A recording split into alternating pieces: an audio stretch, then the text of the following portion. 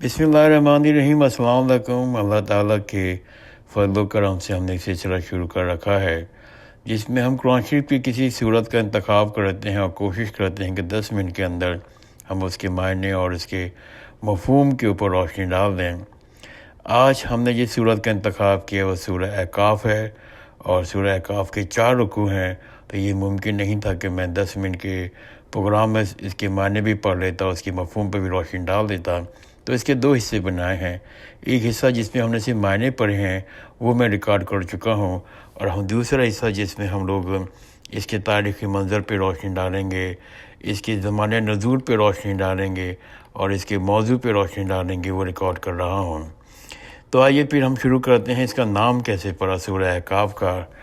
تو ہمیں معلوم ہوتا ہے کہ آیت نمبر 21 کے فقرے بالاحقاف سے ماخوذ ہے۔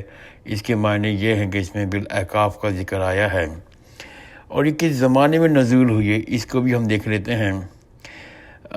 اس سورہ میں ایک واقعہ آیا ہے، جس میں جو واقعہ جو ہے وہ آیت نمبر 29 اور 32 میں آیا ہے۔ ان آیات میں جنوں کے آنے کے اور قرآن سن کر واپس جانے کا واقعہ بیان کیا ہے، جو حدیث و سیرت کے متفق علیہ روایت کے روح سے یہ اس وقت پیش آیا تھا جب نبی کریم صلی اللہ علیہ وآلہ وسلم طائف سے مکہ معظمہ کی طرف پلٹے ہوئے نخلا کے مقام پر ٹھہرے تھے، اور تمام معتبر تاریخی روایت کے مطابق آپ طائف کے تشریف لے جانے کا واقعہ ہجرت سے 3 سال کے پہلے کا ہے۔ تو یقیناً یہ بات بتاتی ہے کہ یہ جو سورت نازل ہوئی ہے وہ 10ویں ہجری کے 10ویں نبوی کے آخر میں یا 11ویں نبوی کے شروع میں ہوئی ہے۔ تو ہم نے کوشش کی سورت کے نازل کا وقت کو متعین کر سکیں، تو یہ ہمیں اندازہ ہوتا ہے کہ سورت جو ہے 10ویں نبوی کے آخر میں حاضر ہوئی ہے۔ اور تاریخی منظر کیا ہے، کن موقع پر، کن صورتحال پر یہ نازل ہوئی ہے؟ تو اصل میں 10ویں ہجری جو حضرت صلی اللہ علیہ وسلم کی حیات طیبہ میں انتہائی سختی کا ساتھ تھا۔ 3 برس سے قریش کے تمام قبیلوں نے مل کے بنی ہاشم اور مسلمانوں کا مکمل مقاطع کر رکھا تھا، اور حضور کریم صلی اللہ علیہ وسلم اپنے خاندان اور اپنے اصحاب کے ساتھ شعبہ ابو طالب میں قید ہو کے رہ گئے تھے۔ شعبہ ابی طالب کا تھوڑا سا مختصر بیان کرتا ہوں، یہ کیا ہے۔ اصل میں شعیب ابو طالب مکہ معظمہ کے ایک محلے کا نام تھا جس میں بنی ہاشم رہا کرتے تھے، اور شعیب عربی زبانے میں گھاٹی کو کہتے ہیں، چونکہ یہ محلہ کوہ ابو قبیس کے گھاٹیوں میں سے ایک گھاٹی میں واقع تھا، اور ابو طالب بنی ہاشم کے سردار تھے، اسی لیے اسے شعیب ابی طالب کہا جاتا تھا۔ مکہ معظمہ میں جو مکان آج کل جو مقامی روایت کے مطابق نبی کریم صلی اللہ علیہ وسلم کے مقام پیدائش کی حیثیت سے معروف ہے، اسی کی گھاٹی پر یہ گھاٹی واقع تھی۔ تو کہا جاتا ہے کہ جو گھاٹی ہے مقام پیدائش کے قریب ہی تھی، اسی لیے اسے شعیب علی یا شعیب بنی ہاشم بھی کہتے ہیں۔ تو مختصر میں نے بتایا کہ شعیب ابو طالب کیا چیز تھی۔ تو اس محلے میں حضرت صلی اللہ علیہ وسلم اپنے خاندان کے ساتھ اور اپنے اصحاب کے ساتھ وہاں پر محصور ہو کے رہ گئے تھے، اور قریش کے لوگوں نے ہر طرف سے اس محلے کی ناکہ بندی کر رکھی تھی، جس سے گزر کر کسی قسم کا رسد اندر نہ پہنچ سکتی تھی، کوئی سامان نہ اندر جا سکتا تھا، نہ کوئی کھانے کا نہ پینے کا، اور صرف حج کے زمانے میں یہ محصوری نکل کے کچھ خریداری کر سکتے تھے۔ مگر ابو لہب جب بھی ان میں سے کسی کو بھی دیکھتا بازار کی طرف آتے ہوئے یا کسی تجارتی قبیلے کی طرف دیکھتا تو چیخ کر کہتا کہ ان تاجروں سے کہہ دیتا جو چیز خریدنا چاہیں اس کی اتنی قیمت بتاؤ کہ یہ خرید نہ سکیں، پھر وہ چیز میں تم سے خرید لوں گا اور تمہارا نقصان نہیں ہونے دوں گا۔ متواتر 3 سال کے اس مقاطعے نے مسلمانوں کی اور بنی ہاشم کی کمر توڑ کے رکھ دی تھی۔ ان پر ایسے سخت وقت گزر رہے تھے جس میں بعض اوقات نبی کریم صلی اللہ علیہ وسلم اور ان کے صحاب گھاس اور پتے کھانے کی نوبت آ جاتی تھی۔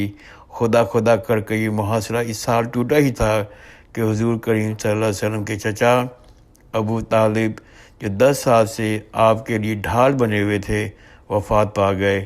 اس سہانے سے بمشکل 1 مہینہ ہی گزرا تھا، آپ کی رفیق حیات حضرت ختیجہ رضی اللہ تعالیٰ عنہ بھی انتقال فرما گئیں، جن کی ذات آغاز نبوت سے لے کے اس وقت تک آپ کے لیے وجہ سکون و تسلی بنی رہی تھی۔ ان دے پر دے صدموں اور تکلیفوں کی وجہ سے حضور اس سال کو عام الحزن یعنی کہ رنج و غم کا سال فرمایا کرتے تھے۔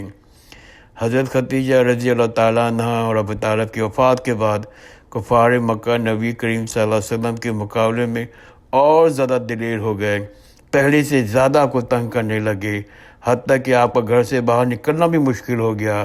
اس زمانے کا یہ واقعہ ابو حشام نے بیان کیا ہے کہ اس ایک روز قریش کے اوباشوں میں سے ایک شخص نے بازار آپ کے سر پر مٹی پھینک دی۔ آخرکار آپ صلی اللہ علیہ وسلم نے اس ارادے سے طائف تشریف لے گئے کہ بنی ثقیف کو اسلام کی دعوت اور دین حق کی بات بتائیں۔ اگر وہ اسلام قبول کر لیں، نہ بھی کریں تو کم از کم اس بات پہ تو آمادہ ہو جائیں کہ وہ آپ کو اپنے ہاتھ چین سے بیٹھ کر کام کرنے کا موقع دے دیں۔ اور آپ کی اس وقت کوئی سواری بھی میسر نہیں تھی۔ مکہ سے طائف کا سارا سفر آپ نے پیدل طے کیا۔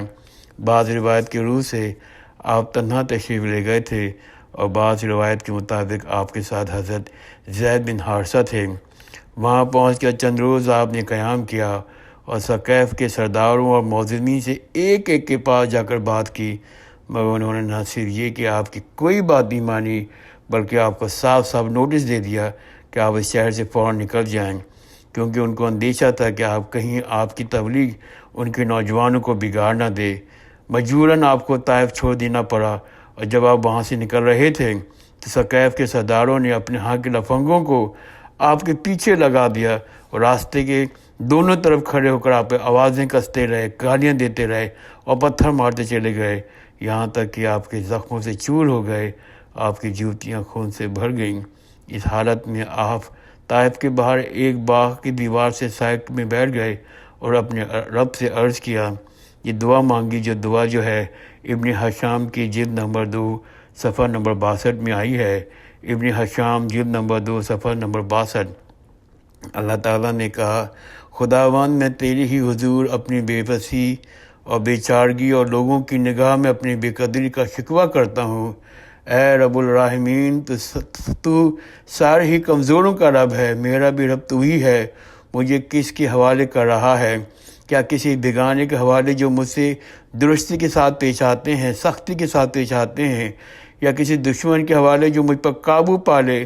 اگر تم مجھ سے ناراض نہیں ہے تو مجھے کسی مصیبت کی پرواہ نہیں، مگر تیری طرف سے عافیت مجھے نصیب ہو جائے تو اس میں میرے لیے کچھ زیادہ کشادگی ہے۔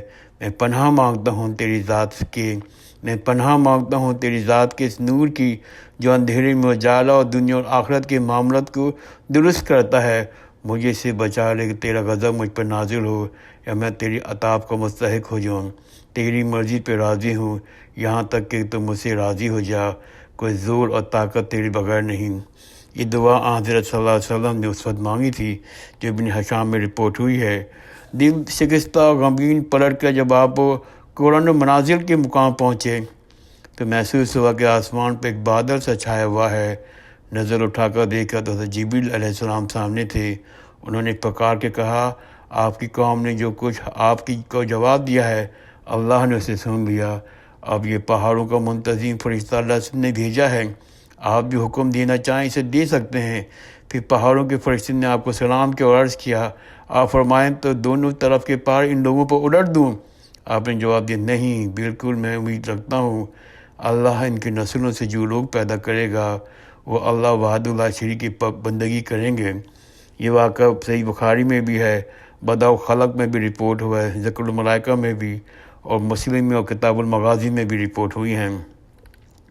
اس کے بعد اب چند روز نخلا کے مقام پر جا کر ٹھہر گئے، پریشان تھے کہ اب کیسے مکہ واپس جاؤں۔ طائف میں جو کچھ گزری ہے اس کی خبر وہاں پہنچ چکی ہوگی اور اس کے بعد کفار پہلے سے زیادہ دلیر ہو جائیں گے۔ انہی ایام میں ایک روز رات کو آپ نماز میں قرآن مجید کی تلاوت فرما رہے تھے کہ جنوں کا ایک گروہ کا ادھر سے گزر ہوا۔ انہوں نے قرآن سنا، ایمان لائے اور واپس جا کر اپنی قوم میں اسلام کی تبلیغ شروع کر دی۔ اللہ تعالیٰ نے اپنے نبی صلی اللہ علیہ وآلہ کو یہ خوشخبری سنا دی انسان چاہے آپ کی دعوت سے بھاگ رہا ہو، مگر بہت سے جن اس کے گرویدہ ہو گئے ہیں اور وہ اپنی جنس میں دین کو پھیلا رہے ہیں۔ اس صورت کا موضوع کیا ہے، کن حالات میں کس کا ڈسکس کیا گیا ہے، اس کے مباحث کیا ہیں؟ یہ حالات تھے جن میں یہ صورت نازل ہوئی۔ جو شخص بھی ایک طرف ان حالات کا جائزہ لیتا ہے اور دیکھتا ہے، دوسری طرف اس صورت کا بغور پڑھے گا، تو اس امر میں کوئی شبہ نہیں رہے گا کہ فی الواقع یہ محمد صلی اللہ علیہ وسلم کا کلام نہیں ہے، بلکہ ان کا نزول اللہ زبردست اور دانا کی طرف سے آیا ہے۔ اسی لیے اول سے آخر تک پوری صورت میں کہیں انسانی جذبات اور تاثرات کا ایک شائبہ بھی نہیں نظر آتا، جو ان حالات سے گزرے ہوئے انسان کے اندر فطری طور پر پیدا ہوتا ہے۔ اگر یہ محمد صلی اللہ علیہ وسلم کا کلام ہوتا، جنہیں پردے مصائب، صدمات، مشکلات، بے پناہ ہجوم اور طائف کی تازہ چرکہ کی خستہ حالی کی انتہا کو پہنچا دی تھی، تو اس صورت میں کہیں بھی ان کی کیفیات کا عکس نظر نہیں آتا۔ اس وقت آج کے دن پہ جو گزر رہی تھی، اور اوپر ہم نے جو واقعہ بیان کیا، جو حضور کی دعا بتائی آپ کو، اسے دیکھیں تو آپ کو اپنا کلام ہے، لفظ میں ان کیفیت لبریز ہے، آپ کی دعا میں آپ شکست کی ہے، مگر یہ سورج جو اس زمانے میں انہی حالات میں آپ کی زبان مبارک سے ادا ہوئی، ہر قسم کے قطعی جذبات سے خالی ہے۔ تو یہ بات بتاتا تھا ان کافروں کو کہ جو حضرت صلی اللہ علیہ وسلم کا یہ جو بیان کر رہے ہیں، یہ اللہ تعالیٰ کا کلام ہے، حضرت صلی اللہ علیہ وسلم کا بیان نہیں ہے۔ سورت کا جو موضوع ہے، کفار کو ان گمراہیوں کے نتائج سے خبردار کرنا ہے جس میں وہ بہت سی مبتلا تھے، بلکہ اپنے اصرار، غرور اور تکبر کے ساتھ اس پر جمے ہوئے تھے۔ الٹا اس شخص کا ہدف ملامت بنا رہے تھے جو انہیں ان گمراہیوں سے نکالنے کے لیے کوشا تھا۔ ان کے نزدیک دنیا کی حیثیت محض ایک بے مقصد کھلونوں کی سی تھی۔ اس کے اندر وہ اپنے آپ کو بغیر جواب دہ مخلوق سمجھ رہے تھے۔ توحید کی دعوت ان کے خیال سے باطل تھی۔ انہیں اصرار تھا کہ اس کے معبود واقعی خدا کا شریک ہے۔ وہ قرآن کے متعلق یہ ماننے کو تیار نہیں تھے کہ خداوند عالم کا کلام ہے۔